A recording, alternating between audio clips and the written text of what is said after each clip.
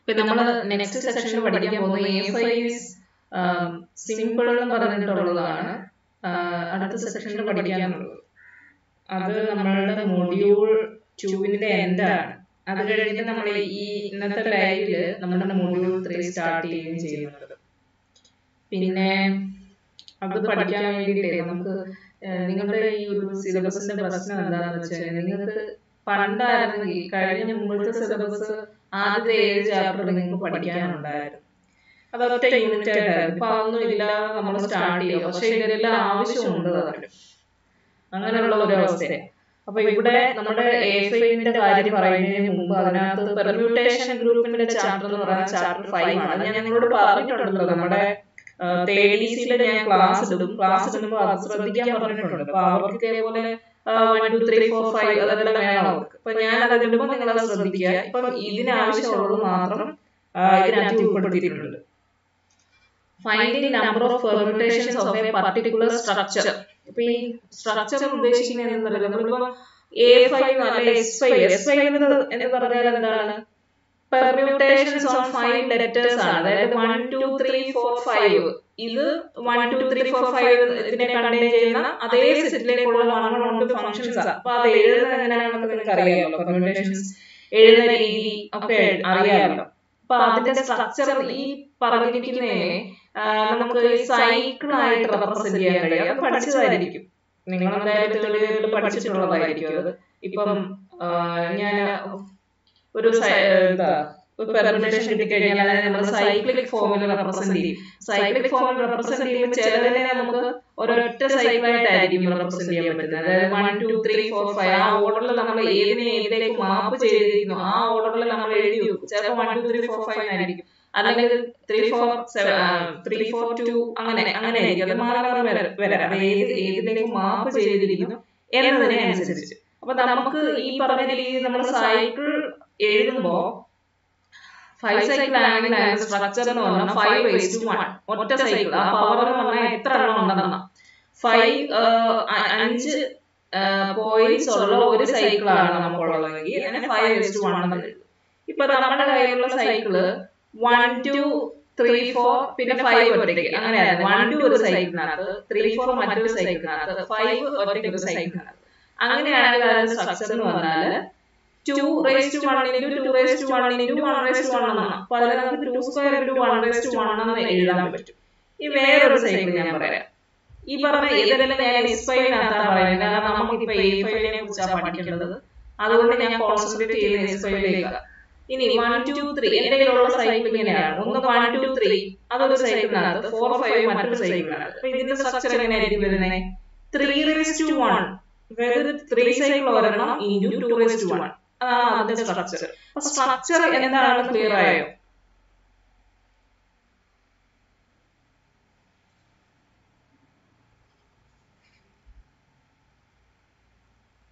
കേൾക്കാവോ നിങ്ങൾക്ക്?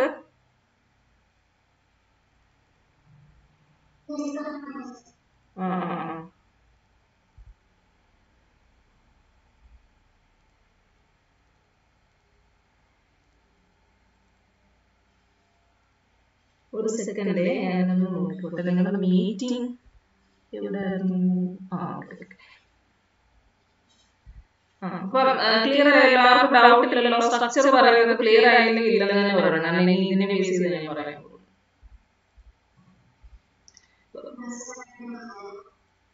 പറയണോ ആർക്കെങ്കിലും?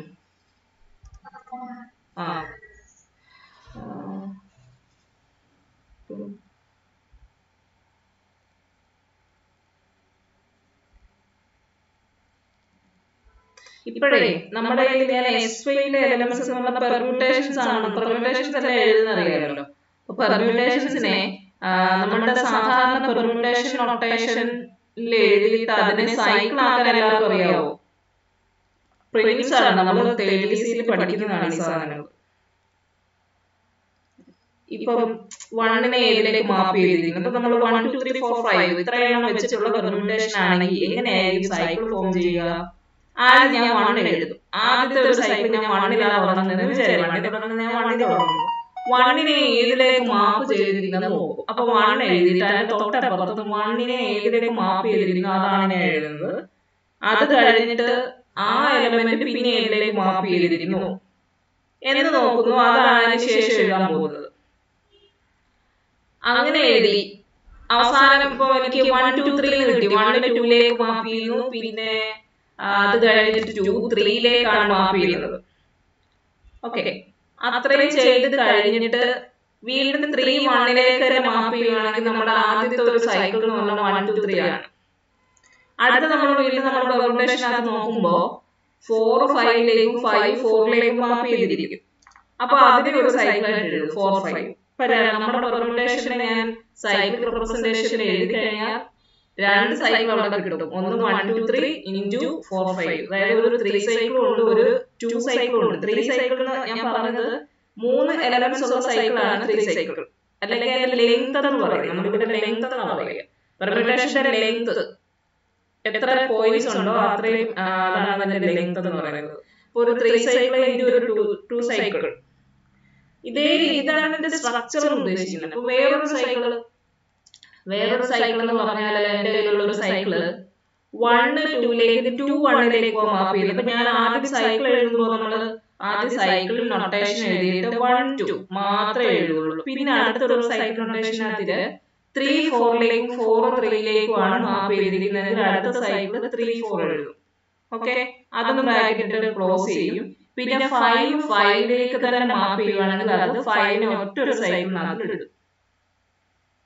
ഓക്കെ, അപ്പൊ ഇതാണ് നമ്മുടെ സൈക്കിൾ നൊട്ടേഷൻ. സൈക്കിൾ നൊട്ടേഷനകത്തു നിന്നാണ് നമ്മള് ഈ പറഞ്ഞ എന്താണ് സ്ട്രക്ചർ എഴുതുന്നത്. അപ്പോ നമ്മുടെ കയ്യിലുള്ള ആദ്യത്തെ 3 സൈക്കിളും 2 സൈക്കിളും ആണുള്ളതെങ്കിൽ അതിന്റെ സ്ട്രക്ചർ 3:1 ഇൻറ്റു 2:1 ആണ്.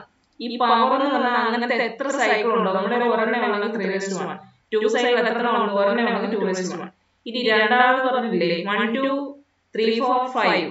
അങ്ങനെ നോക്കുമ്പോ 1 2 എന്ന് പറഞ്ഞാൽ അതൊരു 2 സൈക്കിൾ, 3 4 എന്ന് പറഞ്ഞാൽ മറ്റൊരു 2 സൈക്കിൾ ആണ്. അപ്പൊ എത്ര 2 സൈക്കിൾ ഉണ്ട്? 2 2 സൈക്കിൾ. അതിനെ നമുക്ക് 2 സ്ക്വയർ ഇൻറ്റു 5 ഒറ്റയ്ക്ക് അതൊരു 1 സൈക്കിൾ 1:1. 2 സ്ക്വയർ ഇൻറ്റു 1:1 ആണ് അതിന്റെ സ്ട്രക്ചർ. ഓക്കെ, ഇപ്പൊ ക്ലിയർ ആയോ? ഓക്കെ, അപ്പൊ ഇങ്ങനെ ഒരു ജനറലി ഒരു if a permutation in SN has the structure L1 raised to n1. L1 എന്ന് പറഞ്ഞാൽ ഞാൻ പറഞ്ഞില്ല അതിന്റെ ലെങ്ത് ആണ്. എത്ര എലമെന്റ്സ് ഉണ്ട് അത് തന്നെയാണ് അതിന്റെ ലെങ്ത്. ലെങ്ത് എന്ന് നമ്മൾ വിളിക്കുന്നത് L1 raised to n1 into L2 raised to n2 etc. എല്ലാ raised to n. അങ്ങനെ ഒരു സ്ട്രക്ചർ ഉള്ള ഒരു പെർമുട്ടേഷൻ SN. അതിന്റെ then the number of permutations of this particular structure is. അപ്പൊ ഈ ഒരു പർട്ടിക്കുലർ സ്ട്രക്ചർ ഉള്ള ഒന്നിലധികം ഉണ്ടാവാം കേട്ടോ. കാരണം നമ്മൾ പറഞ്ഞില്ലേ 1 2 3 into 4 5 3:1 2:1 സ്ട്രക്ചർ ഉള്ള ഒരു ഒരെണ്ണം അതാണ്. പിന്നെ ഈ പറഞ്ഞ എലമെന്റ്സ് എല്ലാം അങ്ങോട്ടും ഇങ്ങോട്ടും മാറി മാറി വേറെ വേറെ പെർമുട്ടേഷൻ കിട്ടാം. ഇതിനെല്ലാം ഒരേ സ്ട്രക്ചറും ആയിരിക്കും. ഈ പറഞ്ഞ 3 സൈക്കിളും 2 സൈക്കിളും വരുന്ന ആൾക്കാരൊക്കെ എല്ലാം ഇതേ സ്ട്രക്ചർ തന്നെ. അപ്പൊ നമ്മൾ നോക്കുന്നത് ഈ സെയിം സ്ട്രക്ചർ ഉള്ള എത്ര പേരുണ്ട് എന്ന് കണ്ടുപിടിക്കാൻ വേണ്ടി ഒരു ഫോർമുല ഉണ്ട്. n factorial divided by L1 raised to n1 into L2 raised to n2 etc. L raised to n into n1 factorial into n2 factorial into etc. into nr factorial. ഇതാണ് formula. ഇനി ഞാൻ സൈഡിൽ എഴുതിയിരിക്കുന്നത് അവിടെ എഴുതാൻ വിട്ടുപോയൊരു space ഇല്ലാത്തതുകൊണ്ട് എഴുതിയേക്കോട്ടോ. Order of this permutation. അപ്പൊ ഇങ്ങനെ L1 raised to n1 into L2 raised to n2 etc. L raised to nr ഈ ഫോമിൽ സ്ട്രക്ചർ വരുന്ന ഒരു പെർമുട്ടേഷന്റെ ഓർഡർ കണ്ടുപിടിക്കുന്നത് LCM of L1 L2 LR ആണ്. അപ്പോ 3:1 into 2:1 എന്ന് പറയുന്ന ഒരു സൈക്കിൾ ഉണ്ടെങ്കിൽ അതിന്റെ ഓർഡർ എത്ര? LCM of 3,2 ആണ് എന്ന് പറഞ്ഞാൽ 6 ആണ്. മനസ്സിലായില്ലേ? അപ്പോ ഇനി A5ന്റെ പ്രത്യേകത എന്ന് പറഞ്ഞു കഴിഞ്ഞാൽ A5 എന്ന് പറഞ്ഞു കഴിഞ്ഞാൽ ഈവൻ പെർമുട്ടേഷൻ ആണ്. S5 ഈവൻ പെർമുട്ടേഷൻസ് ആണ് നമ്മുടെ A5 വരുന്നത്. അപ്പോ എങ്ങനെയാണ് നമ്മളിത് ഐഡന്റിഫൈ ചെയ്യുന്നത്? ഒരു പെർമുട്ടേഷൻ കിട്ടിക്കഴിഞ്ഞാൽ അത് ഈവൻ ആണോ ഓഡ് ആണോ എന്ന് എങ്ങനെ അറിയുന്നത്? ആർക്കെങ്കിലും അറിയോ ഇത് ആൻസർ? ഒരു പെർമുട്ടേഷൻ കിട്ടിക്കഴിഞ്ഞാൽ എങ്ങനെയാണ് ഈവൻ ഓഡ് ആണോ എന്ന് അറിയുക?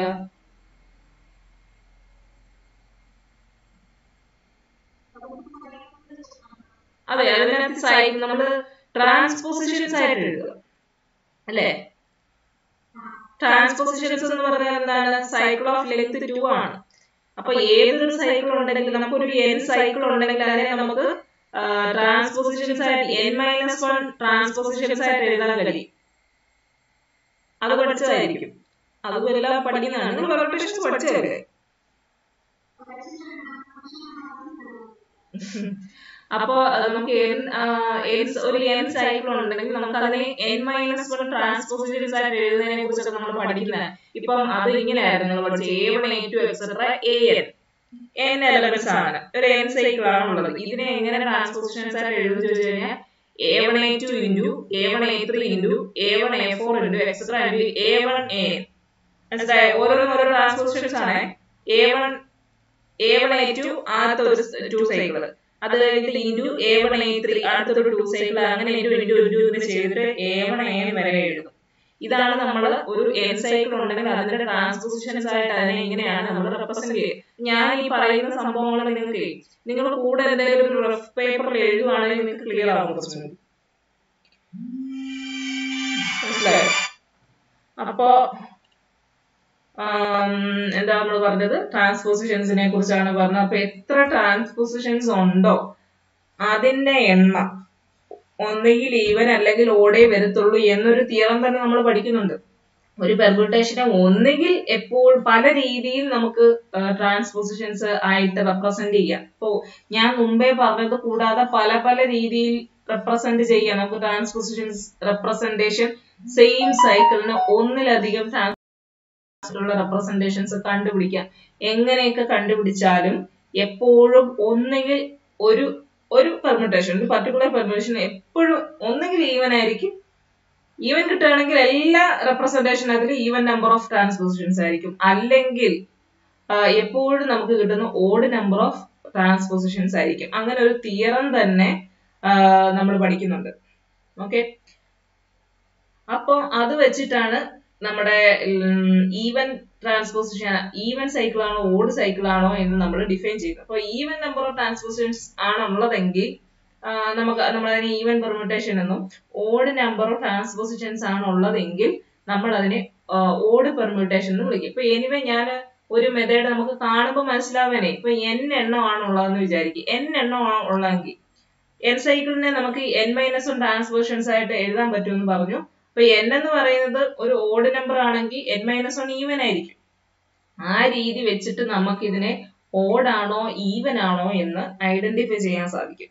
അപ്പൊ അങ്ങനെയാണ് ഒരു പർട്ടിക്കുലർ പെർമ്യൂട്ടേഷൻ A5-നകത്ത് വരുവോ ഇല്ലയോ എന്നൊക്കെ നമ്മൾ അറിയുന്നത്. അപ്പോ ഇനി നമുക്ക് ഞാൻ ഇവിടെ ഒരു എക്സാമ്പിൾ ആയിട്ട് എഴുതിയിരിക്കുന്നത് നമ്മുടെ അടുത്ത A5 സിമ്പിൾ ആണെന്നുള്ള ആ ഒരു സംഭവത്തിനകത്ത് വരുന്ന കുറച്ച് അതിനകത്ത് ഇത് ഉപയോഗിക്കുന്നുണ്ട്. അതുകൊണ്ടാണ് ഇത് എക്സാമ്പിൾ ആയിട്ട് എഴുതിയിരിക്കുന്നത്. ഈ A5 find the number of elements of order 5, 3 and 2. Okay, അപ്പോ ഓർഡർ 5 വരുന്ന ആളുകൾ A5-നകത്തിൽ ഉള്ളവരാണെന്ന് എങ്ങനെ അറിയും ചോദിച്ചു കഴിഞ്ഞാൽ, ഓർഡർ 5 വരുന്ന ആളുകള് എങ്ങനെ ഓർഡർ കണ്ടുപിടിക്കുന്നത്? അതിന്റെ ഫോർമുല വെച്ചിട്ട് വേണം ചിന്തിക്കാൻ. ഓർഡർ കണ്ടുപിടിക്കുന്ന LCM of L1, L2 etc. LR, അങ്ങനെയാണ് നമ്മൾ ഓർഡർ കണ്ടുപിടിക്കുന്നത്. ഓക്കെ, അപ്പൊ ഈ LCM നമ്മൾ നോക്കുന്നത് 5 സൈക്കിൾ, അതായത് S5-നകത്തിലെ ഈവൻ പെർമ്യൂട്ടേഷൻ ആണ് നോക്കുന്നത്. അതായത് A5-ലുള്ളവരാണ് വേണ്ടത്. അപ്പൊ S5-നകത്തിലാണ് നമ്മൾ നിൽക്കുന്നത്, അതിൽ ഈവൻ ആണ് നമ്മൾ നോക്കുന്നത്. അപ്പോ ഇതിനകത്ത് LCM നമുക്ക് 5 കിട്ടണമെങ്കിൽ അതിന്റെ സ്ട്രക്ചർ എങ്ങനെയായിരിക്കും വരേണ്ടത്? ആകെ 5 എലമെന്റ്സേ ഉള്ളൂ. അപ്പൊ 5⁻1 എന്ന് പറയുന്ന സ്ട്രക്ചർ വന്നാലല്ലേ അതിന്റെ LCM 5 വരെ വരുള്ളൂ. ആകെ 5 എലമെന്റാ ഉള്ളത്. ഒരു 6 സൈക്കിൾ ആയിരുന്നെങ്കിൽ S6-നകത്ത് അല്ലെ S6-നകത്താണ് നോക്കുന്നതെങ്കിൽ നമുക്ക് ഈ പറഞ്ഞ പോലെ ഒന്നിലധികം വരും. കാരണം 5⁻1 into 1⁻1 അത് വരും. അതാണ് അവിടുത്തെ വരിക. ഇപ്പം അതാ വരിക. അപ്പൊ ഇവിടെ നമുക്ക് ആകെ ഉള്ളതെന്ന് പറഞ്ഞാൽ നമ്മൾ S5-നകത്ത് ആകെ 5 എലമെന്റ്സേ ഉള്ളൂ. അപ്പം ഇവിടെ LCM 5 കിട്ടുന്ന സ്ട്രക്ചർ എന്ന് പറയുന്നത് 5⁻1 ആണ്. ഈ 5⁻1 എന്ന് പറഞ്ഞു കഴിഞ്ഞാൽ ഒരു 5 സൈക്കിൾ ആണ്. 5 സൈക്കിളിനെ എത്ര ട്രാൻസ്പോസിഷൻസ് കൊണ്ട് നമുക്ക് റെപ്രസെന്റ് ചെയ്യാൻ പറ്റും എന്നറിയോ? നമുക്ക് ട്രാൻസ്പോസിഷൻ 4 എണ്ണമാണ്. ഞാൻ നേരത്തെ പറഞ്ഞില്ലേ, n എലമെന്റ്സ് ഉണ്ടെങ്കിൽ അതിനെ n-1 ട്രാൻസ്പോസിഷൻസ് കൊണ്ട് റെപ്രസെന്റ് ചെയ്യാൻ പറ്റും. അപ്പൊ 5 പോയിന്റ്സ് ആണ് ഉള്ളതെങ്കിൽ അതിനെ 4 ട്രാൻസ്പോസിഷൻസ് കൊണ്ട് റെപ്രസെന്റ് ചെയ്യാൻ സാധിക്കും. അപ്പോൾ അത് 4 ട്രാൻസ്പോസിഷൻ, 4 എന്ന് പറഞ്ഞാൽ ഈവൻ ആണ്. അപ്പൊ അത് എവിടെ വരും? ഈ പറഞ്ഞ 5⁻1 സ്ട്രക്ചർ ഉള്ള ആ ഒരു ഇത് പെർമ്യൂട്ടേഷൻ എന്ന് പറയുന്നത് A5-നകത്ത് വരും, ഈവൻ ആയതുകൊണ്ട്. അതിന്റെ നമ്പർ ഓഫ് എലമെന്റ്സ് നമ്മൾ കണ്ടുപിടിച്ചു കഴിഞ്ഞാൽ ഇനി നമുക്ക് ഫോർമുല ഉപയോഗിക്കാം. 5 factorial divided by 5⁻1 into 1 factorial. Answer 24 കിട്ടും. അടുത്തെന്ന് പറഞ്ഞാൽ ഇനി അടുത്തൊരെണ്ണം ക്വസ്റ്റ്യൻ കണ്ടില്ലേ, find the number of elements order 5, 3, 2. ഇനി ഞാൻ ഓർഡർ 3 ഉള്ളത് കണ്ടുപിടിക്കാം. 3. ഇപ്പൊ 3 ഓർഡർ വരിക എന്ന് പറഞ്ഞു കഴിഞ്ഞാൽ ആദ്യം നമ്മൾ ചിന്തിക്കേണ്ടത് LCM 3 ആയി. LCM of L1, L2 etcetera LR നമ്മുടെ മനസ്സിൽ ഈ ജനറൽ സ്ട്രക്ചർ അങ്ങ് പതിപ്പിക്കുക. എന്നിട്ട് അതിന്റെ LCM ആണ് നമുക്ക് കണ്ടുപിടിച്ചേക്കുന്നത് 3 എന്ന്. ഇപ്പൊ നമ്മൾ നിൽക്കുന്നത് S5-നകത്താണ്. S5-നകത്ത് എന്ന് പറയുമ്പോൾ S5-നകത്തിലെ ഈവൻ ആൾക്കാരാണ് വേണ്ടത്. S5-നകത്തില് 3 ഓർഡർ വരുന്ന ഈവൻ ആൾക്കാർ അവരാണ് A5-നകത്ത് വരുന്നത്. ഓക്കെ, LCM 3 വരിക എന്ന് പറഞ്ഞു കഴിഞ്ഞാൽ ആകെയുള്ള ഒരു പോസിബിലിറ്റി ഇതേ ഉള്ളൂ. 3 വരണം. LCM 3 ആണല്ലോ വരേണ്ടത്. വേറെ ഏതെങ്കിലും ഒരു നമ്പറോടെ വന്നു കഴിഞ്ഞാൽ അത് ഈ കൂടത്തില്ലേ, 3ഉം 1ഉം വന്നാൽ നമുക്ക് LCM 3 കിട്ടും. അപ്പൊ 3⁻1 ഇൻറ്റു 1⁻1 ഇൻറ്റു 1⁻1. ഇതിന്റെ LCM എന്ന് പറഞ്ഞു കഴിഞ്ഞാൽ 3, 1, 1ന്റെ LCM 3 ആണ്. അപ്പൊ ഇതിനെ 3⁻1 ഇൻറ്റു 1² എന്ന് എഴുതാം. ഓക്കെ, ഇതിന്റെ നമ്പർ ഓഫ് എലമെന്റ്സ് കണ്ടുപിടിക്കാം. 5 factorial divide by 3⁻1 into 1² into 2 factorial equal to 5 into 4 equal to 20. Next order 2 വരിക എന്ന് പറഞ്ഞു കഴിഞ്ഞാൽ ഇവിടാണ് നമ്മൾ ശ്രദ്ധിക്കേണ്ട ഒരു കാര്യം. ഞാൻ പറഞ്ഞു നമ്മൾ ഓർഡർ 2 ഉള്ള S5-ൽ നിന്നിട്ട് ഓർഡർ 2 വരുന്ന സ്ട്രക്ചർ നോക്കിയിട്ട് ഇതിനകത്തിൽ ഏതാണോ A5-നകത്ത് പെടുന്നതെന്ന് നോക്കിയിട്ട് അതിന്റെ നമ്പർ ഓഫ് എലമെന്റ്സ് കണ്ടുപിടിക്കണ്ടേ. ഇപ്പൊ ഈ ഓർഡർ 2 വരുന്നവര് ഇപ്പൊ LCM നമുക്ക് 2 ആണ് വരേണ്ടത്. ഇപ്പൊ നോക്കിക്കേ, 2² ഇൻറ്റു 1 എന്ന് 1:1 എന്ന് പറയുന്ന ഒരു സ്ട്രക്ചർ ഉണ്ട്. ഇത് കൂടാതെ ഒരു സ്ട്രക്ചറും കൂടെ ഓർഡർ 2 വരുന്നതുണ്ട്. അത് നിങ്ങൾക്ക് പറയാവോ? ഓർഡർ 2 വരുന്ന ഒരു സ്ട്രക്ചർ S5-ലുണ്ട്.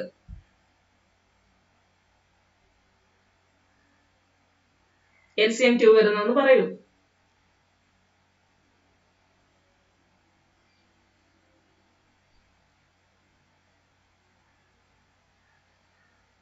ക്ലിയർ ആയില്ലേ?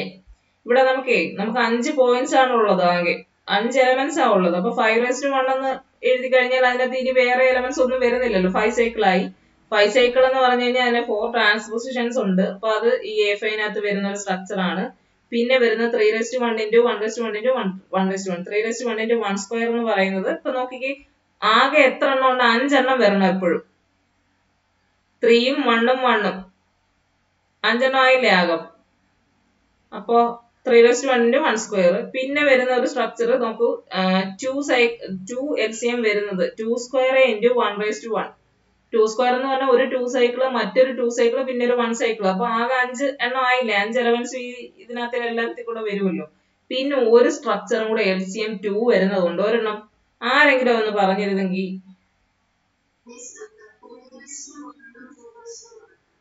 3⁻1ഉം 2⁻1ഉം വന്നു കഴിഞ്ഞാൽ അതിന്റെ ഓർഡർ 2 വരുമോ?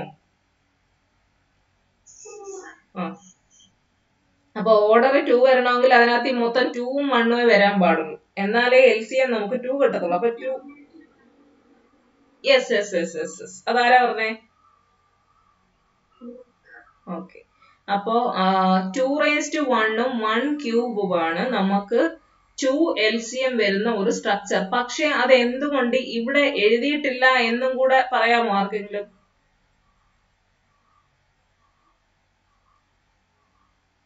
ഇവിടെ നമ്മൾ എഴുതിയിരിക്കുന്ന A5-ലുള്ളവരാ. അത് എന്തുകൊണ്ട് ഇവിടെ വരാത്തെ ഒന്ന് പറഞ്ഞേ. A5-നകത്ത് വന്നിട്ടില്ല എന്ന് പറഞ്ഞു കഴിഞ്ഞാൽ അത് ഈവൻ അല്ല. ഇനി പറ.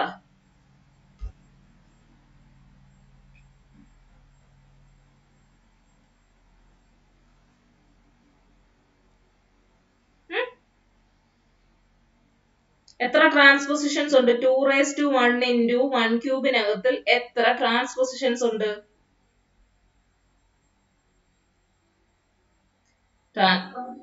പറഞ്ഞേ. ഒരു ട്രാൻസ്പോസിഷനേ ഉള്ളൂ. ഒരു ട്രാൻസ്പോസിഷൻ എന്ന് പറഞ്ഞാൽ ഈവൻ പെർമ്യൂട്ടേഷൻ ആണോ?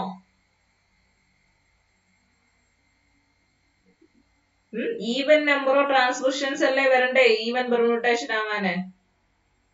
1 എന്ന് പറയുന്നത് ഈവൻ അല്ലല്ലോ.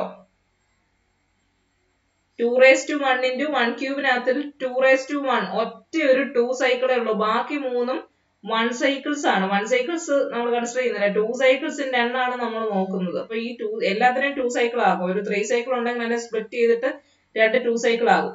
4 സൈക്കിൾ ഉണ്ടെങ്കിൽ അതിനെ സ്പ്ലിറ്റ് ചെയ്തിട്ട് 3 ട്രാൻസ്പോസിഷൻ ആക്കും. അങ്ങനെ എല്ലാത്തിനെയും സ്പ്ലിറ്റ് ചെയ്ത് ട്രാൻസ്പോസിഷൻസ് ആയിട്ട് എഴുതി എന്നിട്ട് ഇതിന്റെ എണ്ണം എടുത്തിട്ടാണ് ഈവനോ ഓടോ നമ്മൾ നിശ്ചയിക്കുന്നത്. അപ്പൊ ഇവിടെ 2⁻1 into 1 ക്യൂബ് എന്ന് പറയുമ്പോൾ 2⁻1 ഒറ്റ ട്രാൻസ്പോസിഷനേ ഉള്ളൂ എന്ന് പറഞ്ഞു കഴിഞ്ഞാൽ അതൊരു ഓഡ് പെർമ്യൂട്ടേഷനാ. നമ്മൾ കണ്ടുപിടിക്കുന്ന A5-നകത്തിലെ ആൾക്കാരുടെ എണ്ണം number of elements of order 2 ആണ്. അപ്പോ അവിടെ ഇങ്ങനെ ഒരു സ്ട്രക്ചർ ഇല്ല കേട്ടോ. അപ്പോ നമുക്ക് ഇവിടെ നോക്കിക്കേ 2² into 1⁻1 എന്ന് പറയുമ്പോൾ ഇവിടെ എത്ര ട്രാൻസ്പോസിഷൻ വരും? 2 എണ്ണം വരുന്നുണ്ട്. ഇപ്പൊ 2 ട്രാൻസ്പോസിഷൻ എന്ന് പറയുമ്പോൾ അത് ഈവൻ പെർമ്യൂട്ടേഷൻ ആയി. അതുകൊണ്ടാണ് ഇത് ഇവിടെ വന്നത്. ഇത് മാത്രം ഇവിടെ വന്നത്. ഓക്കെ. അപ്പൊ ഇനി നമ്മൾ ഈ സ്ട്രക്ചറിന്റെ നമ്പർ ഓഫ് എലമെന്റ്സ് കണ്ടുപിടിക്കുമ്പോൾ 5 factorial divided by 2² into 2 factorial equal to 3 into 5 is equal to 50.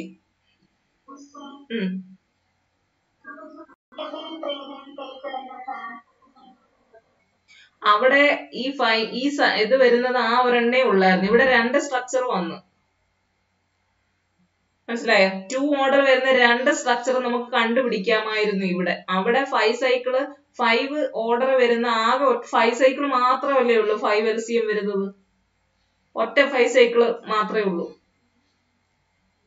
മനസ്സിലായി? ഇവിടെ 2 ആണ്. അപ്പം നമുക്ക് 2 തരം സ്ട്രക്ചർ കിട്ടും. 2 ആയതുകൊണ്ടാ. ഇവിടെ 3 വരുമ്പോഴും നമുക്ക് ആകെ ഒറ്റ ഒരു സ്ട്രക്ചറേ ഉള്ളൂ. ഇതല്ലാതെ വേറെ ഒരു സ്ട്രക്ചർ നിങ്ങൾക്ക് 3 ഓർഡർ ഉള്ളത് കണ്ടുപിടിക്കാൻ സാധിക്കത്തില്ല. പക്ഷെ 2ന്റെ കേസിൽ അത് പറ്റുന്നുണ്ട്. അതുകൊണ്ടാണ് നമ്മൾ 2 നോക്കുന്നു. 2-നകത്തിൽ ഏതാണ് ഈവൻ എന്ന് നോക്കുന്നത്. ക്ലിയർ ആയി? ഒന്നിൽ കൂടുതൽ സ്ട്രക്ചർ വരുന്ന കേസിൽ ആദ്യം സ്ട്രക്ചറുകൾ എത്ര എണ്ണം ഉണ്ടെന്ന് നോക്കും. ഏതൊക്കെ സ്ട്രക്ചറുകൾ ഉണ്ടെന്ന് നോക്കും. അപ്പം ആദ്യം 5-ന്റെയും 3-ന്റെയും കേസിൽ ഈ സ്ട്രക്ചർ മാത്രമേ അവിടെ ഉള്ളൂ. അത് തന്നെയുമല്ല ഈ പറഞ്ഞ സ്ട്രക്ചർ ഈവൻ ആവുകയും ചെയ്യുന്നുണ്ട്. 5 സൈക്കിൾ എന്ന് പറഞ്ഞാൽ 4 ട്രാൻസ്പോസിഷൻസ് ആണ്. അതേപോലെ 3 സൈക്കിളിന്റെ കേസിൽ അവിടെ 3⁻1 എന്ന് പറഞ്ഞു കഴിഞ്ഞാൽ ഒരു 3 സൈക്കിൾ വന്നിട്ടുണ്ട്. 3 സൈക്കിൾ എന്ന് പറഞ്ഞു കഴിഞ്ഞാൽ 2 ട്രാൻസ്പോസിഷൻസ് ചേരുന്നതാണ്. അപ്പൊ അതൊരു ഈവൻ ആണ്. ഓക്കെ. അപ്പൊ നമ്മൾ നമ്പർ ഓഫ് എലമെന്റ്സ് കണ്ടുപിടിച്ചു. Next, the simplicity of A5. If A5 had a non-trivial proper normal subgroup H, if A5 had, അപ്പം A5 സിമ്പിൾ ആണ്, നമ്മൾ കാണിക്കുന്നു. If A5 had a non-trivial proper normal subgroup ഉണ്ടെന്ന് വിചാരിക്കുക. Contradiction കൊണ്ടുവരാൻ പോകട്ടോ. Proper normal സബ്ഗ്രൂപ്പുകളൊന്നും ഇല്ലാന്ന് കാണിക്കണം. അപ്പോഴാണല്ലോ A5 സിമ്പിൾ ആവുന്നത്. A5-ന് ഒരു പ്രോപ്പർ നോർമൽ സബ്ഗ്രൂപ്പ് ഉണ്ടായിരുന്നെങ്കിൽ then order of H, H ആണത്, order of H would be equal to 2, 3, 4, 5, 6, 10, 12, 15, 20 or 30. A5-ന്റെ order എത്ര അത് പറഞ്ഞേ. A5-ന്റെ ഓർഡർ പറയൂ. S5-ന്റെ ഓർഡർ എത്രയാണ്? പെട്ടെന്ന് പറ. S5-ന്റെ ഓർഡർ എത്ര? പെർമ്യൂട്ടേഷൻസ് ഓൺ 5 letters എത്ര എണ്ണം ഉണ്ട്? SN-ന്റെ ഓർഡർ എത്രയാണ്? അറിയില്ലേ ആർക്കും? S5-ന്റെ ഓർഡർ 5 factorial ആ. SN-ന്റെ ഓർഡർ n factorial. S5-ന്റെ ഓർഡർ 5 factorial. ഇനി number of odd permutations, number of even permutations same ആണ്, നമ്മൾ പഠിച്ചിട്ടുണ്ട്. അപ്പോ n factorial divided by 2 ആണ് A5-ന്റെ ഓർഡർ. ഇനി നമുക്കിവിടെ S5-ന്റെ ഓർഡർ 5 factorial ആണെന്ന് പറഞ്ഞു. അപ്പൊ A5-ന്റെ order 5 factorial divided by 2. 5 factorial എന്ന് പറഞ്ഞാൽ 120 ആണ്. അപ്പോ A5-ന്റെ order 120 divided by 2 is equal to 60. 60 ആണ് A5-ലെ ആൾക്കാരുടെ എണ്ണം. അപ്പൊ അതിനൊരു പ്രോപ്പർ സബ്ഗ്രൂപ്പ് ഉണ്ടെങ്കിൽ സബ്ഗ്രൂപ്പിന്റെ ഓർഡർ A5-ന്റെ ഓർഡറിനെ ഡിവൈഡ് ചെയ്യുമല്ലോ. പോസിബിൾ നമ്പേഴ്സ് ഓർഡറിന്റെ H-ന്റെ ഇതാണ് 2, 3, 4 എല്ലാ ഡിവേഴ്സേഴ്സും എഴുതിയിട്ടുണ്ട്. 60-ന്റെ പ്രോപ്പർ ആയിട്ടുള്ളതാണ്, അതുകൊണ്ട് നമ്മൾ 60 എഴുതത്തില്ല. ഓക്കെ, 60 ആവത്തില്ല. പ്രോപ്പർ ആയിട്ടുള്ള സബ്ഗ്രൂപ്പ് ആണ്, നോൺ ട്രിവിയൽ ആണ്, അതുകൊണ്ട് 1 എഴുതത്തില്ല. ഇനി A5 has 24 elements of order 5. ഇതെങ്ങനെ കിട്ടി? തൊട്ട് മുമ്പ് നമ്മൾ കണ്ടുപിടിച്ചില്ലേ? 20 elements of order 3 and no elements of order 15. 15 elements of order എന്ന് പറഞ്ഞു കഴിഞ്ഞാൽ A5-നകത്ത് 15 കിട്ടണമെങ്കിൽ LCM ഒന്നുകിൽ 15 സൈക്കിൾ എന്ന് പറഞ്ഞാൽ ഒരിക്കലും A5-നകത്ത് വരത്തില്ല. അവിടെ മാക്സിമം പോയ ഒരു 5 സൈക്കിൾ വരത്തുള്ളൂ. പിന്നെ ഉള്ളതെന്ന് പറഞ്ഞു കഴിഞ്ഞാൽ ഒരു 5 സൈക്കിൾ ഇൻറ്റു ഒരു 3 സൈക്കിൾ എന്ന് മറ്റോ എഴുതാൻ 5ഉം 3 കൂടെ വരണം. 5ഉം 3ഉം വരത്തില്ല, കാരണം അവിടെ ആകെ മാക്സിമം 5 എലമെന്റ്സേ ഉള്ളൂ. പിന്നെ ഒരു 3 കൂടെ എടുക്കാനില്ല. സോ നമുക്ക് 15 ഓർഡർ ഉള്ള എലമെന്റ്സ് ഒന്നും അവിടെ ഇല്ല. Okay. Now if order of H is equal to 3, 6, 12 or 15, order of H ഈ പറയുന്ന ഏതെങ്കിലുമൊക്കെ ആണെങ്കിൽ then order of A5 divided by H is relatively prime to 3. അതെന്തുകൊണ്ടാ? ഓർഡർ ഓഫ് A5-നകത്ത് നമുക്ക് അറിയാം 5 ഫാക്ടോറിയൽ ഡിവൈഡഡ് ബൈ 2 ആണ്. അപ്പൊ 5 factorial divided by 2-നകത്തില് 1 into 2 into 3 4 5 എത്ര 3 വന്നിട്ടുണ്ട്? 5 ഫാക്ടോറിയൽ ഡിവൈഡ് ബൈ 2-നകത്ത് എത്ര 3 ഉണ്ട്?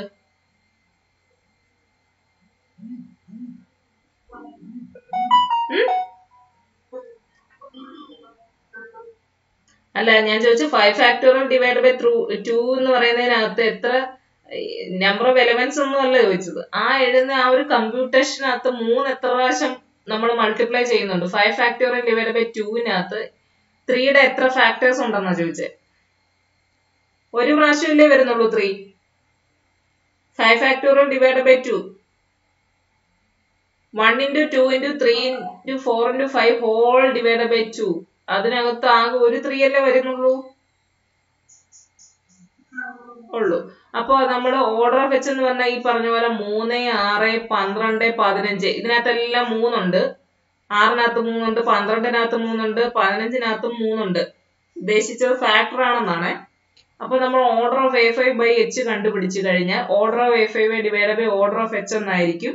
അപ്പൊ A5-നകത്ത് ഒരു 3 ഉള്ളൂ, H-നകത്തും ഒരു 3 ഉണ്ടെങ്കിൽ ഇത് രണ്ടും കൂടെ അങ്ങ് ക്യാൻസൽ ചെയ്ത് പോകും. അപ്പൊ order of A5 divide by H-നകത്ത് അതിന് ഈ പറഞ്ഞ ഓർഡറിനകത്ത് 3 എന്ന് പറയുന്ന ഒരു ഫാക്ടർ കാണത്തില്ല, രണ്ടും കൂടെ ക്യാൻസൽ ചെയ്ത് അങ്ങ് പോകും. So order of A5 divide by H is relatively prime to 3. And by exercise 61 in chapter 9, ഞാനൊന്ന് വായിക്കാം. എക്സസൈസ് 61 in chapter 9 വായിക്കാം.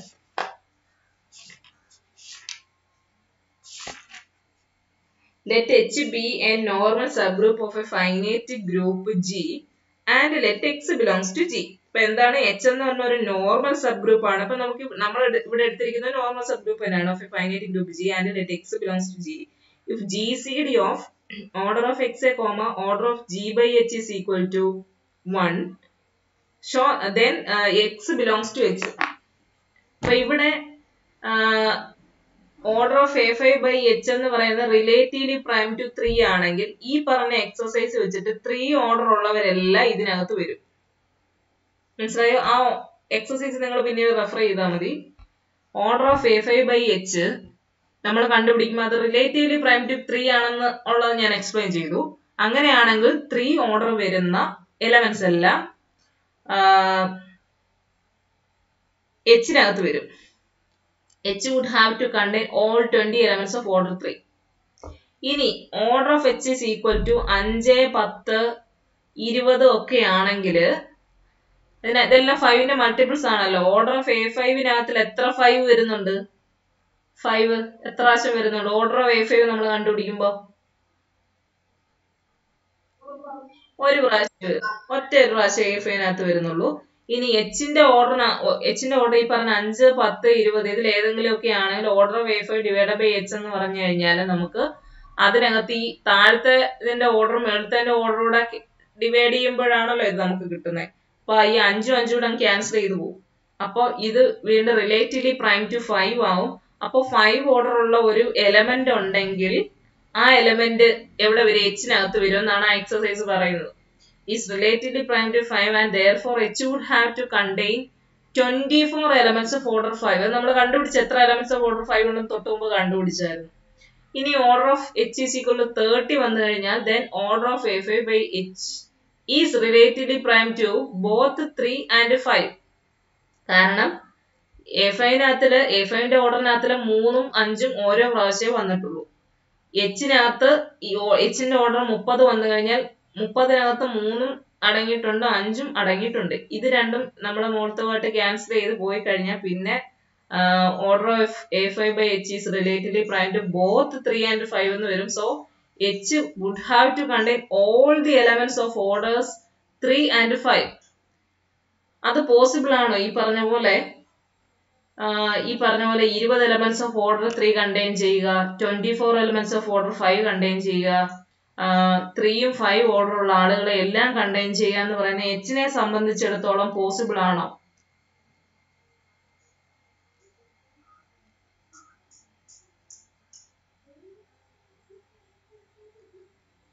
പറയാൻ പറ്റുന്നില്ല. Hന്റെ ഓർഡർ എന്താണ്?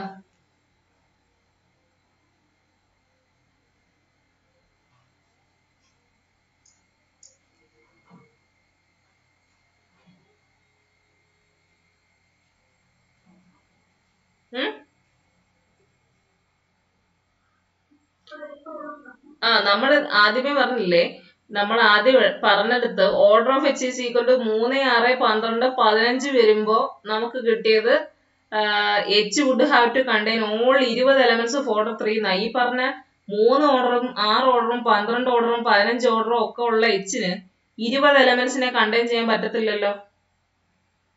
ഇല്ല. അടുത്ത രണ്ടാമത് വന്നത് ഓർഡർ ഓഫ് H എന്ന് പറയുന്ന 5, 10, 20 ആവുന്ന സമയത്ത് നമുക്ക് കിട്ടി H would have to contain 24 elements of order 5 എന്ന് നമ്മൾ കണ്ടു. അപ്പൊ ഈ 24 elementsനെ Hന് കണ്ടെയ്ൻ ചെയ്യാൻ പറ്റുമോ? നമ്മൾ Hന്റെ ഓർഡേഴ്സ് 5ഉം 10ഉം 20 ആവുമെന്നാ പറഞ്ഞത്. അപ്പൊ 24 എലമെന്റിനെ കണ്ടെയ്ൻ ചെയ്യാൻ പറ്റത്തില്ല.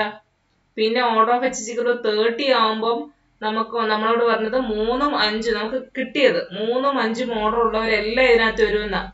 അപ്പൊ 3 ഉള്ളതും 5 ഉള്ളതും കൂടെ കൂട്ടുമ്പോ നമുക്ക് ഈ പറഞ്ഞ പോലെ 30ലും കൂടുതൽ കിട്ടും. മനസ്സിലായോ? അപ്പൊ കോൺട്രഡിക്ഷൻ ആണ് ഓരോ പ്രാവശ്യം കിട്ടുക. Finally if order of H is equal to 2 or order of H is equal to 4, then order of A5 divided by H is equal to 30 or order of A5 by H is equal to 50. അപ്പൊ നോക്കൂ, order of H എന്ന് പറയുന്നത് 2 അല്ലെങ്കിൽ order of H എന്ന് പറഞ്ഞാൽ 4 ആവുകയെന്ന് വിചാരിക്കുക. അങ്ങനെയാണ് ഓർഡർ A5 by H. A5ന്റെ ഓർഡർ 60 ആണ്. 60/2 30 ആവും. പിന്നെ 60/4 15. നമുക്ക് 2 അങ്ങനെ കിട്ടുക. ഇനി from chapter 24 we have a result that any group of order 30 or 15 has an element of order 50. അപ്പോൾ ചാപ്റ്റർ 24 നമ്മൾ പഠിക്കുന്ന റിസൾട്ട് ആണ് 30 അല്ലെങ്കിൽ 15 ഓർഡർ ഉള്ള ഒരു ഗ്രൂപ്പിനകത്ത് എലമെന്റ് ഓഫ് ഓർഡർ 15 ഉണ്ടാവും നമ്മൾ പഠിക്കുന്നുണ്ട്. However, since A5 contain no such elements, A5നകത്ത് 15 order ഉള്ള എലമെന്റ് ഒന്നും ഇല്ല. മുമ്പേ നമ്മൾ പറഞ്ഞു 15 ഓർഡർ ഉള്ള എലമെന്റ് വരണമെങ്കിൽ ഒന്നുകിൽ അവിടെ ഒരു 15 സൈക്കിൾ വരണം, അല്ലെങ്കിൽ ഒരു 5 സൈക്കിൾ അതിന്റെ ഒരു 3 സൈക്കിൾ സ്ട്രക്ചർ വരണം. ഇതൊന്നും A5ൽ പോസിബിൾ അല്ല.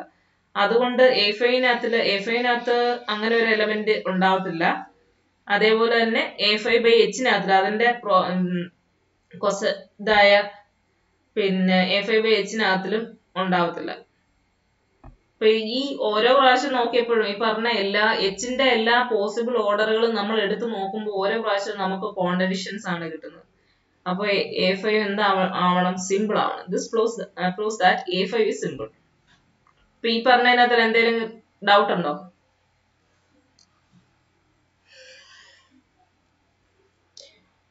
ഇല്ലെങ്കിൽ നമുക്ക് അടുത്ത സെക്ഷനിലേക്ക് പോവാം.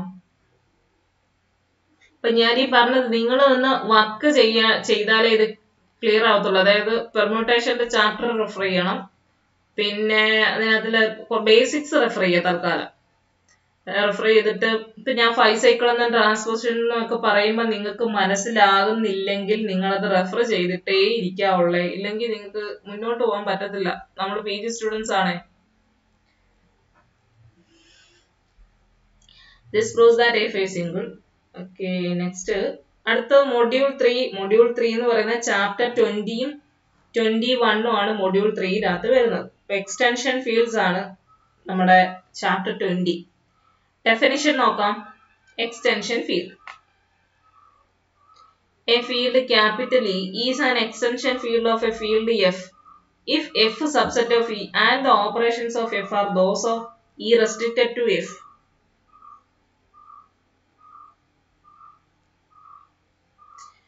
എന്താണ് മനസ്സിലായോ? ഒരു ഫീൽഡ് ക്യാപിറ്റൽ ഇ, എഫ് നമ്മൾ സാധാരണ എഫിനെ ക്യാപിറ്റൽ എഫ് കൊണ്ട് ഡിനോട്ട് ചെയ്യും. പിന്നെ എക്സ്റ്റൻഷൻ ഫീൽഡിന്റെ ആ ഒരു ഇ ഉപയോഗിച്ച് നമ്മൾ ക്യാപിറ്റൽ ഇ കൊണ്ടാണ് എക്സ്റ്റൻഷൻ ഫീൽഡിനെ നമ്മൾ ഡിനോട്ട് ചെയ്യുന്നത്. ഒരു ഫീൽഡ് ക്യാപിറ്റൽ ഇനെ ക്യാപിറ്റൽ എഫ് എന്ന് പറയുന്ന ഒരു ഫീൽഡിന്റെ എക്സ്റ്റൻഷൻ ഫീൽഡ് എന്ന് പറയണമെങ്കിൽ അത് മറ്റേതിനെ പ്രോപ്പർലി കണ്ടെയ്ൻ ചെയ്യണം. എഫ് സബ്സെറ്റ് ഓഫ് ഇ ആയിരിക്കണം. അതേപോലെ and the operations of F are those of E restricted to F. അപ്പം ഈ എഫിലെ ഇയിലെ സെയിം ഓപ്പറേഷൻ തന്നെയാണ്. ഇയിലെ ഓപ്പറേഷൻസ് എഫിലേക്ക് റെസ്ട്രിക്ട് ചെയ്ത രീതിയിലുള്ള ഒരു ഫീൽഡാണ് എഫ്. അല്ലെങ്കിൽ തിരിച്ചു പറഞ്ഞു കഴിഞ്ഞാൽ എഫിന്റെ ഒരു സൂപ്പർ സെറ്റായ ഇ ഉണ്ട്. ഇയും ഒരു ഫീൽഡ് തന്നെയാണ്. എഫിലെ ഇയിൽ സെയിം ഓപ്പറേഷൻസ് ആണ്. അതാണ് അതിന്റെ എക്സ്റ്റൻഷൻ ഫീൽഡ് എന്ന് ഉദ്ദേശിക്കുന്നത്. എക്സ്റ്റൻഷൻ ഫീൽഡ് ക്ലിയർ ആയോ? നമ്മൾ ഗ്രൂപ്പും സബ് ഗ്രൂപ്പും ഒക്കെ പറയുന്ന പോലെ തന്നെയാണ്. Theorem 20.1 Fundamental theorem of field theory. Let f be a field and let f of x be a non-constant polynomial in f capital F of x. Then there is an extension field E of f in which f of x has a 0. നോക്കാം, f എന്ന് പറയുന്ന ഒരു field ഉണ്ട്. f of x എന്ന് പറഞ്ഞ ഒരു non constant polynomial in f of x. അങ്ങനെയാണെങ്കിൽ then there is an extension field E of f in which f of x has a 0. അപ്പോൾ ഒരു extension field E of F ഉണ്ടായിരിക്കും. F of എക്സിന്റെ 0 കിട്ടുന്ന രീതിയിൽ നമുക്കൊരു എക്സ്റ്റൻഷൻ ഫീൽഡ് കണ്ടുപിടിക്കാൻ സാധിക്കും.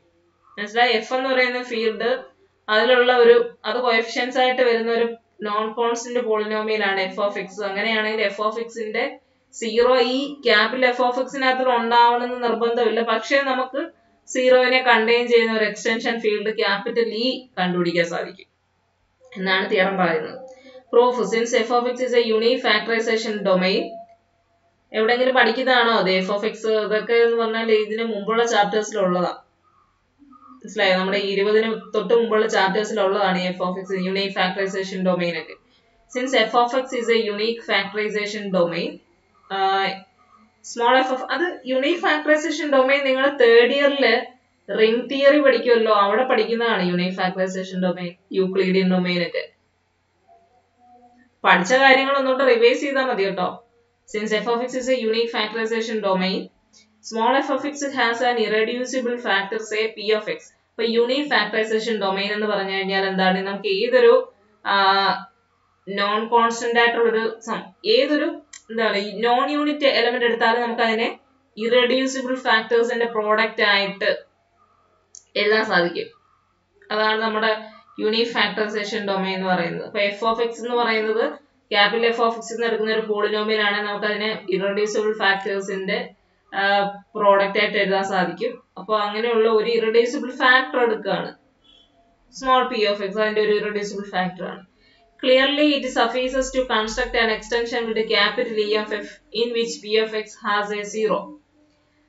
അപ്പോൾ നമ്മള് clearly it suffices to construct an extension field E of f. Okay, നമുക്ക് f of x ന്റെ 0നെ കണ്ടെയ്ൻ ചെയ്യുന്ന ഒരു എക്സ്റ്റൻഷൻ ഫീൽഡ് ഉണ്ടെന്ന് നമ്മൾ കാണിക്കുകയാണ് ചെയ്യുന്നത്. ഇവിടെ f of x ന്റെ 0നെ കണ്ടെയ്ൻ ചെയ്യുന്ന ഒരു എക്സ്റ്റൻഷൻ ഫീൽഡ് കണ്ടുപിടിക്കാൻ പോവുകയാണ് ചെയ്യുന്നത്. അപ്പോ f of x ന്റെ ഫാക്ടർ ആയ ഈ p of x ന്റെ 0നെ കണ്ടെയ്ൻ ചെയ്യുന്ന ഒരു എക്സ്റ്റൻഷൻ ഫീൽഡ് കണ്ടുപിടിച്ചാലും മതിയല്ലോ. ആ പറഞ്ഞതിൽ ഡൗട്ട് ഉണ്ടോ?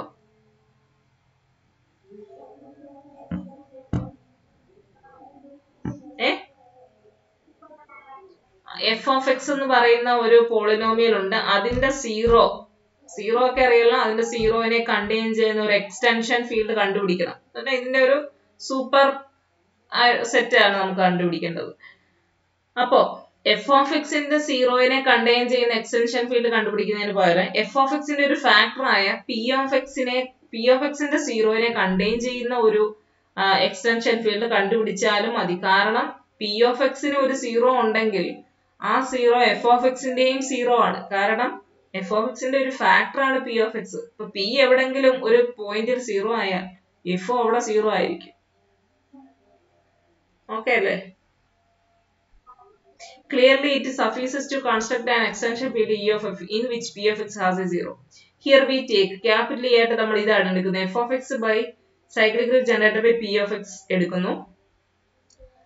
Corollary 1 of theorem 17.5 says, here we take it, ഇപ്പൊ നമ്മൾ ഇവിടെ capital E എന്ന് പറയുന്നത് ഇങ്ങനെ എടുക്കുന്നത് f of x by cyclic group generated by P of x എടുക്കുന്നു.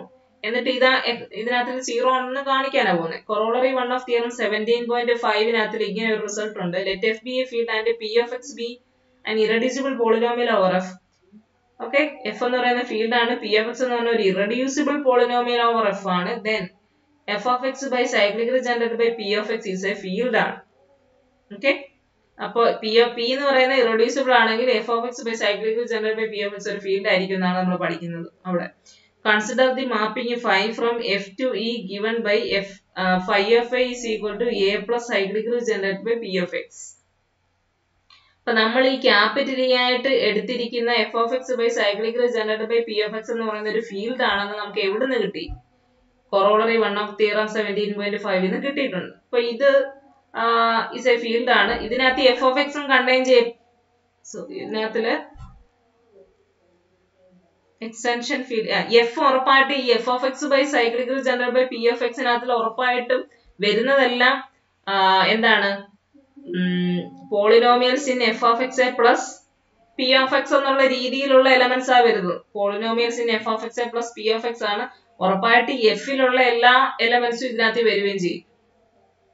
f of x നകത്തിൽ ഉറപ്പായിട്ട് f ഉണ്ടല്ലോ.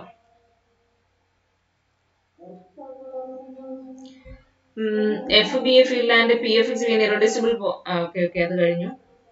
Consider the mapping phi from f to e given by, ഇനി phi എന്ന് പറയുന്നത് നമ്മൾ f ന്ന് e ലേക്ക് ഡിഫൈൻ ചെയ്യാണ്. phi of a is equal to f ലുള്ള എലമെന്റ്സ് എല്ലാം ഇങ്ങനെ a b c ഇങ്ങനെ കോൺസ്റ്റന്റ്സ് ആണ് f ലുള്ള elements. phi of a is equal to e ലുള്ള എലമെന്റ്സ് ഇങ്ങനെയാണ് ഇരിക്കുക, a plus ഇങ്ങനെ മാപ്പ് ചെയ്യുന്നു. a നെ a plus P of x ലേക്ക് മാപ്പ് ചെയ്യുന്നു.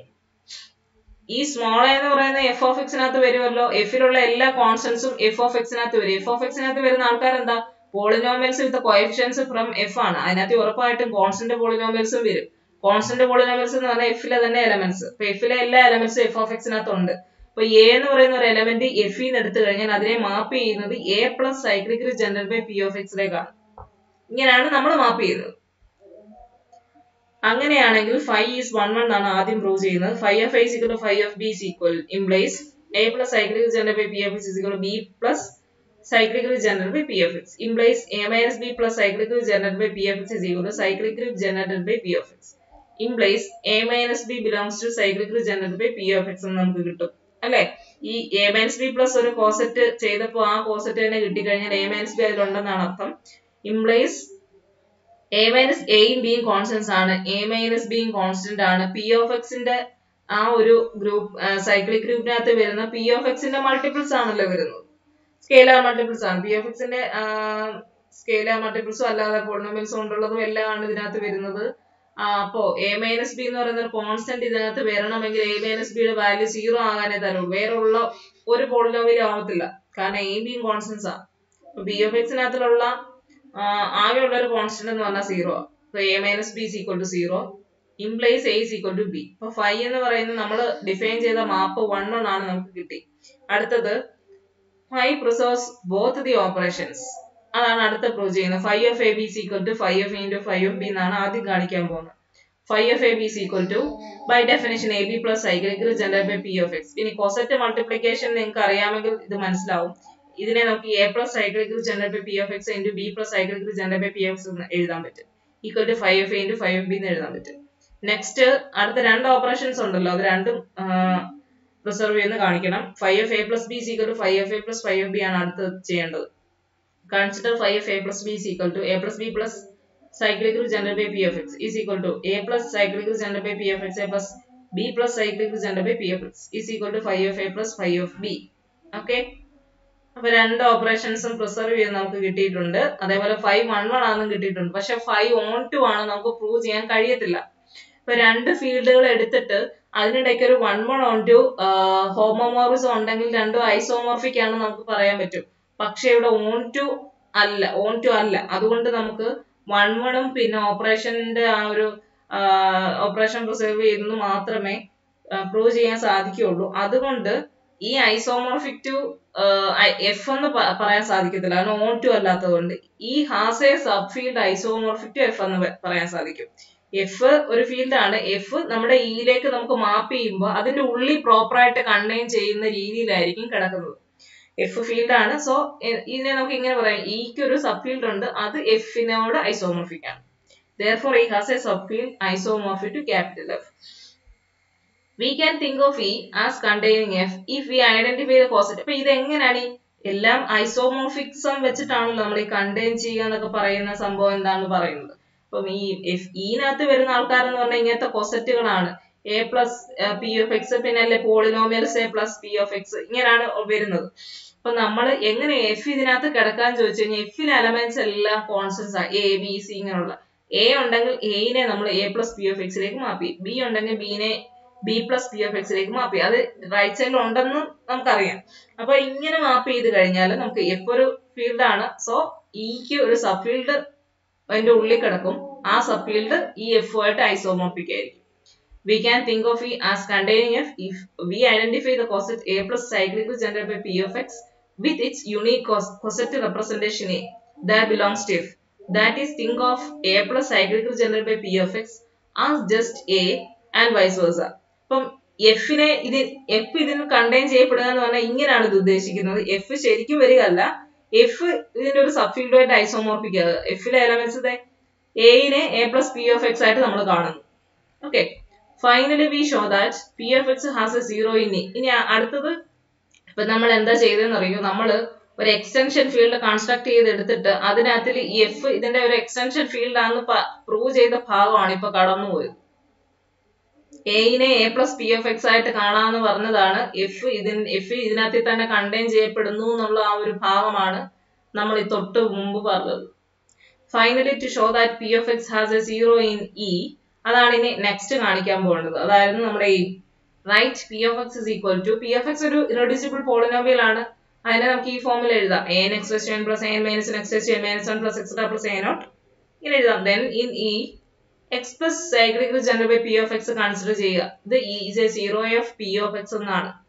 p of x plus cyclically generated by p of x is equal to, നമുക്ക് x ന്റെ സ്ഥാനത്തല്ല ഇത് കൊടുക്കുന്നത്, x plus cyclically generated by p of x കൊടുത്താൽ അതിന്റെ ഹോൾ വെച്ച് n a plus ഇങ്ങനെ വന്നിട്ട് plus etc plus a naught, okay, equal to a n a into ആദ്യത്തേനകത്ത് എങ്ങനെയാ വരുന്നത്, X raise to N A plus. അതെങ്ങനെയാന്ന് മനസ്സിലായി, X raise to N A plus ബാക്കിയുള്ളതിന്റെ എല്ലാം കൂടെ നമുക്ക് പി ഓഫ് എക്സ് ഇൻറ്റു ഒരു എക്സിന്റെ ഒരു പവർ എന്നാണ് കിട്ടുക ഇതിനെ എക്സ്പാൻഡ് ചെയ്യുമ്പോൾ. അപ്പം ഒരു പോളിനോമിയലെ ഇൻറ്റു അല്ലെങ്കിൽ എക്സിന്റെ ഒരു പവറെ into cyclic generate P of X എന്ന് പറഞ്ഞാൽ അത് തന്നെയാണ്. കാരണം അതിനകത്ത് ഈ പറഞ്ഞ എല്ലാം വരും. പി ഓഫ് എക്സിന്റെ സൈക്ലിക് ഗ്രൂപ്പ് നമ്മൾ ക്രിയേറ്റ് ചെയ്യുമ്പോൾ ഈ പറഞ്ഞ എക്സ് കൊണ്ടുള്ള മൾട്ടിപ്ലിക്കേഷനും എക്സ് സ്ക്വയറിന്റെ എല്ലാ മൾട്ടിപ്ലിക്കേഷനും ഓൾറെഡി അതിലുള്ളതാണ്. സോ എക്സ് ഇൻറ്റു നമ്മൾ ചെയ്ത് കഴിഞ്ഞാൽ അത് തന്നെ കിട്ടുക. അപ്പോ ഇവിടെ X raise to N A plus cyclically generate by P of X plus എല്ലായിടത്തും ഇങ്ങനെ തന്നെ വരുന്നത് N minus 1 into N minus 1 power എടുക്കുമ്പോൾ X raise to N minus 1 plus cyclically generate by P of X plus extra plus a naught എന്ന് കിട്ടും. Equal to ഈ p of x എല്ലാം കൂടെ ഒരുമിച്ച് എഴുതുന്നത്. പി ഓഫ് എക്സിനെ എൻ കൊണ്ട് മൾട്ടിപ്ലൈ ചെയ്താൽ അതിന് മാറ്റമൊന്നും വരത്തില്ല, കാരണം എൻ കൊണ്ട് മൾട്ടിപ്ലൈ ചെയ്യുന്ന എല്ലാ എലമെന്റ്സും already അതിനകത്തിലുണ്ട്. an x raised to n a plus an minus 1 x raised to n minus 1 plus etc plus a naught a plus cyclically generated by p of x എന്ന് പറഞ്ഞു കഴിഞ്ഞാൽ ഇതെന്താണ്, p of x ആണ്. p of x plus cyclically generated by p of x എന്ന് പറഞ്ഞാൽ equal to നമുക്ക് 0 plus p of x എന്ന് എഴുതാം. എന്ന് പറഞ്ഞു കഴിഞ്ഞാൽ p of x plus cyclically generated by p of x നമ്മൾ കണ്ടുപിടിച്ചപ്പോൾ നമുക്ക് എന്ത് കിട്ടി, 0 plus cyclically generated by p of x എന്ന് കിട്ടി. ഈ ഇതെന്ന് പറഞ്ഞാൽ ഈ cyclically generated by p of x എന്ന് പറഞ്ഞു കഴിഞ്ഞാൽ നമ്മുടെ എന്താണ്, സീറോ അല്ലേ, നമ്മുടെ എക്സ്റ്റൻഷൻ ഫീൽഡ് ഇക്കകത്തുള്ള സീറോ ആണത്. F of X by cyclically generate by P of എക്സിനകത്തുള്ള ആ കോസെറ്റ് ജി ബൈ എച്ചിനകത്തുള്ള സീറോ ഏതാണ്, സീറോ എലമെന്റ് എച്ച് ആണെന്ന് നമുക്കറിയാം. ജി ബൈ എച്ചിലെ സീറോ എലമെന്റ് എച്ച് ആണെന്നറിയാം. അപ്പൊ നമ്മൾ ഇവിടെ കണ്ടുപിടിച്ചപ്പോൾ നമുക്ക് സീറോ എലമെന്റ് ആണ് കിട്ടിയത്, cyclically generate by P of X. So ഇതിന്റെ ഒരു എന്താണ്, പിക്ക് ഒരു സീറോ നമ്മൾ കണ്ടുപിടിച്ചു. ഇതാണ് zero X plus cyclically generate by P of X. Okay, നിങ്ങൾ ഇത് പ്രൂഫ് ഒന്നുകൂടെ കേട്ട് നോക്കുക കേട്ടോ.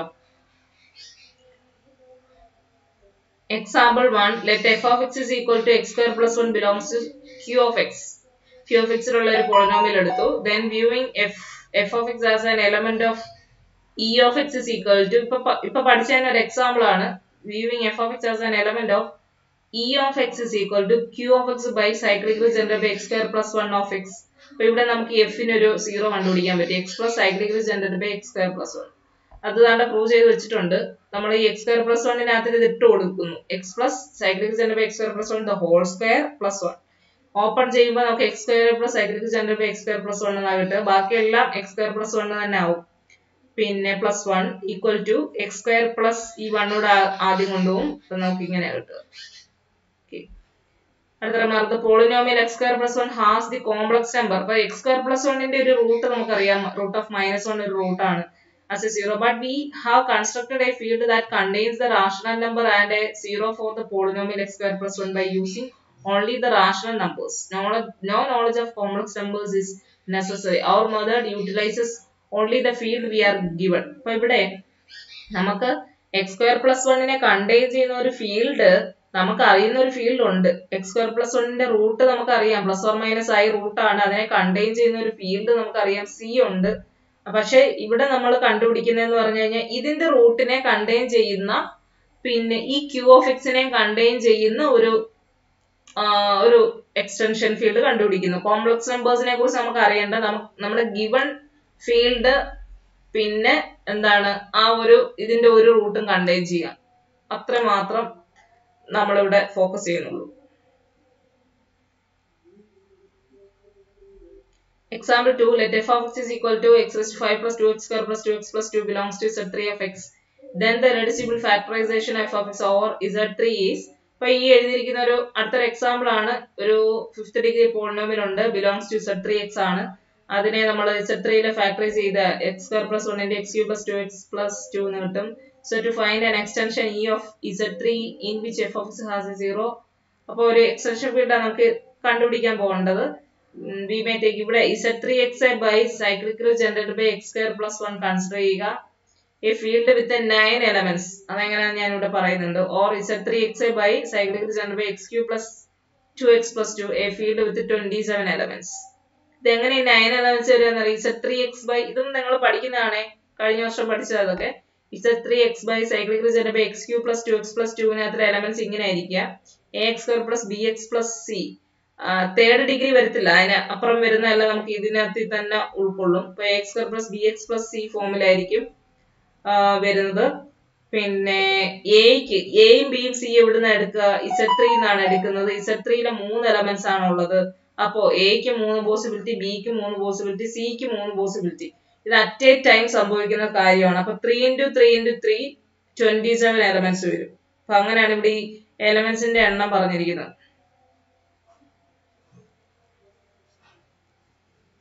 അതിന്റെ തൊട്ട് മുമ്പ് പറഞ്ഞേക്കുന്നതിനകത്ത് Z3x by x cyclic regeneration by x square plus 1 അത് 9 എലമെന്റ്സ് വരും എന്ന് പറഞ്ഞത്. ഇവിടെ നമുക്ക് ഇവിടെ വരുന്ന എലമെന്റ്സിന്റെ ഫോം നമുക്ക് ബൈ x square plus 1 ആയതുകൊണ്ട് ഇതിൽ വരുന്ന എലമെന്റ്സ് എന്ന് പറഞ്ഞാൽ bx plus c ഫോമിലായിരിക്കും വരിക. അപ്പൊ അവിടെ 3 into 3 9 വരുള്ളൂ.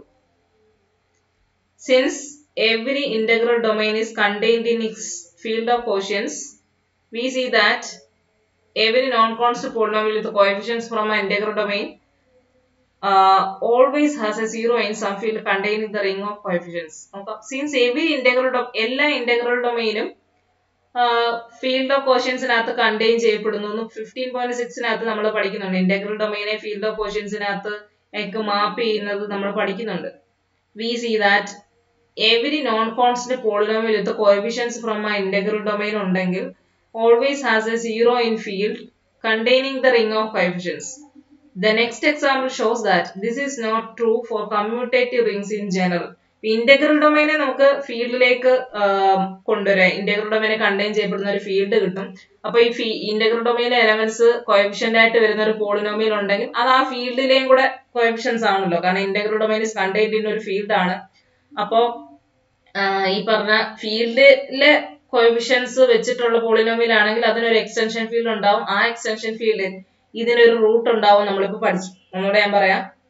എല്ലാ ഇന്റഗ്രൽ ഡൊമൈനെ നമുക്ക് ഫീൽഡ് ഓഫ് കോഷ്യൻസിലേക്ക് മാപ്പ് ചെയ്യാൻ നമ്മൾ പഠിച്ചിട്ടുണ്ട്. എന്ന് പറഞ്ഞാൽ ഇന്റഗ്രൽ ഡൊമൈനെ നമുക്കൊരു ഫീൽഡിനുള്ളിലേക്ക് ഇടാം. മനസ്സിലായോ? അപ്പൊ ഇന്റഗ്രൽ ഡൊമൈനിലെ എലമെന്റ്സ് കോഎഫിഷ്യന്റ് ആയിട്ട് വരുന്ന ഒരു പോളിനോമിയൽ ഉണ്ടെങ്കിൽ ആ പോളിനോമിയലിന്റെ കോഎഫിഷ്യന്റ് ഈ ഫീൽഡിലെയാണ്. കാരണം ഫീൽഡിന്റെ സബ്സെറ്റ് ആണ് ഈ പറഞ്ഞ സബ്ഫീൽഡ് ആണ് ഇന്റഗ്രൽ ഡൊമൈൻ. സബ്സെറ്റ് ആണ് ഇന്റഗ്രൽ ഡൊമൈൻ.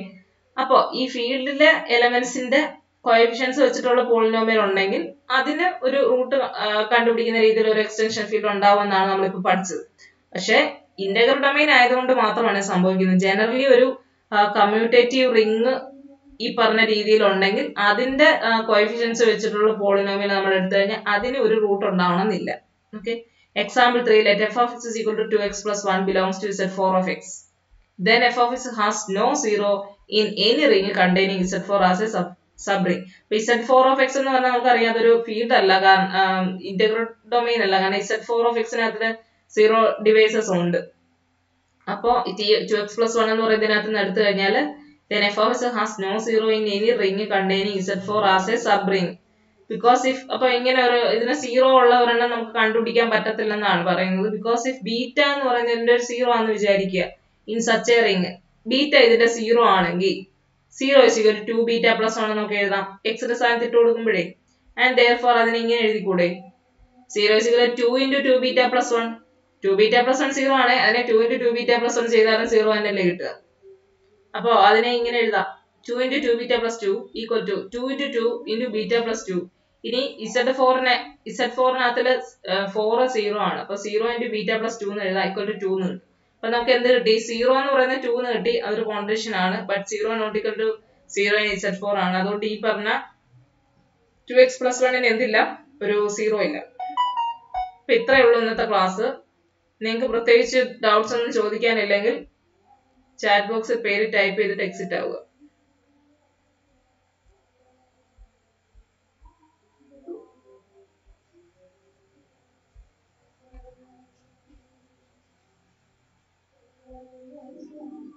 Okay.